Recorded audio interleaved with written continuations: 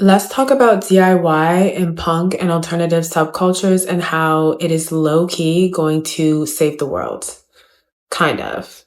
So last week I made a video about gatekeeping and punk and goth and also like punk values and things like that. And I thought it would be interesting to delve deeper into punk values. And the one that came to my mind to start with was DIY because I feel like it low key underpins all punk values in a way. So let's talk about it and how it's going to save the world. So what is DIY?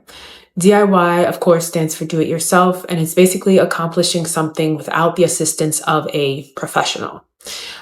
So I will say it's something of a misnomer because the yourself and do it yourself is not necessarily an individual, which I think it kind of sounds like it is. But it also can be, and a lot of times in punk, it is the community. So it can be an individual. A lot of times it's a community. One thing it is not is a so-called professional. In fact, what DIY serves to do is question the role of a professional.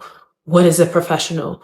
Why do I need a professional? And like, who makes a professional a professional? Where does your authority come through? Very punk coded, right? So how will DIY save the world? First of all, okay, let's bring the bar down a little bit. Perhaps it won't save the world, but I do sincerely believe that if DIY is embraced in the way that it has been embraced historically by the punk subculture, that it will greatly change the world for good. So why is that? Because I think that DIY forces us to remember that the power is, was, and always will be with the people. So let's talk about what DIY has looked like historically in punk. I think a lot of times when we hear DIY associated with punk and with goth and with the alternative scene, we think of clothes, right? So fashion. But I want to talk about what it looks like in fashion, yes, but then also in music and media. So in fashion, as we know, a lot of times in punk, historically, punks have made their own clothes or they have made alterations to their clothes that are unique. Right? And all of this seeks to go against the idea of like, oh, there's some mainstream magazine that's going to tell me how I need to look and define beauty for me and define cool for me. Instead, it's taking back that power and saying, I'm going to say that no, over consuming clothes, one, is not going to fill the void inside of me. It's not going to make me cool. I'm going to define cool for myself, and it doesn't have to be held up by this capitalistic system.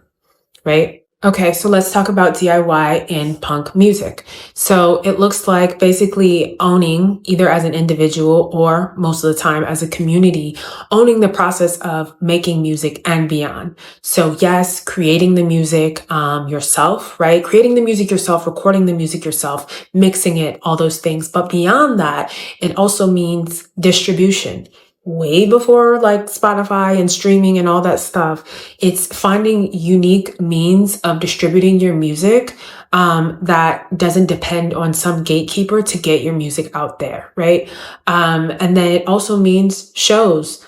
Booking your own shows, not waiting for someone to come and book you, but to put up your own show with whatever you have. It's using what you have to create what you want, right? And depending on self and the community to do that.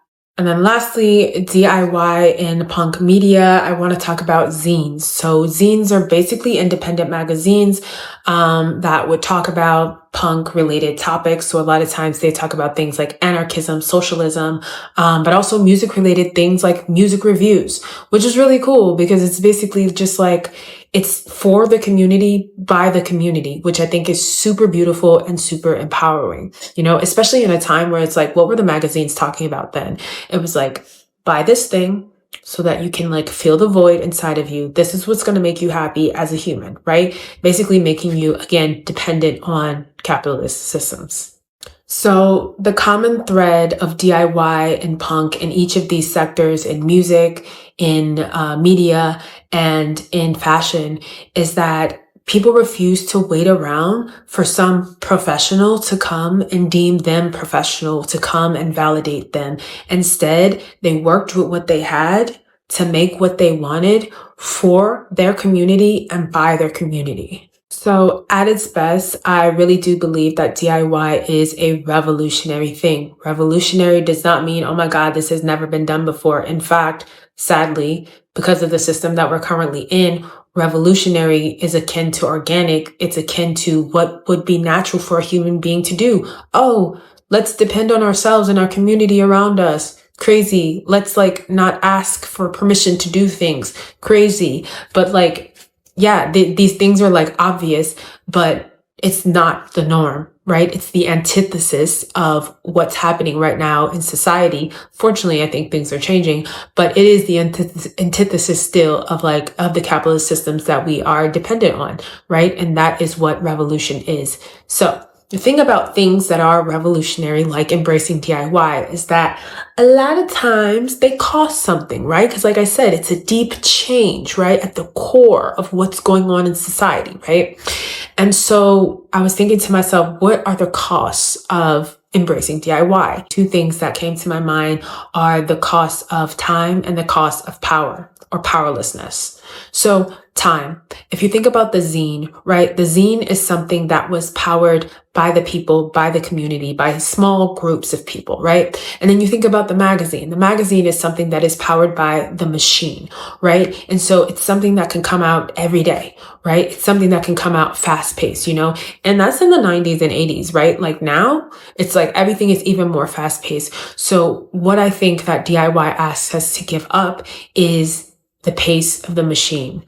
Are we willing to sacrifice in some areas at some times the pace of the machine for the pace of the human? The second thing that I think embracing DIY asks us to give up is powerlessness, or at least our belief that we are powerless, right? Because I think that capitalism has done a really good job at convincing us that we have to depend on so-called professionals to get things done. And we have literally allowed ourselves to be exploited to the point where we have forgotten that the power is in us, right? When it comes to these industries, the power that is there is literally made up. And a lot of times the creative power that is there is within the people, right? It's within the people. A lot of times there's nothing special about these little music execs and all of that, but we don't need to get into that. My point is we have to give up the powerlessness. We have to give up the lie that we are powerless as a people, especially together as a community. And we have to embrace the fact that when we come together, especially, we can actually do things, powerful things ourselves.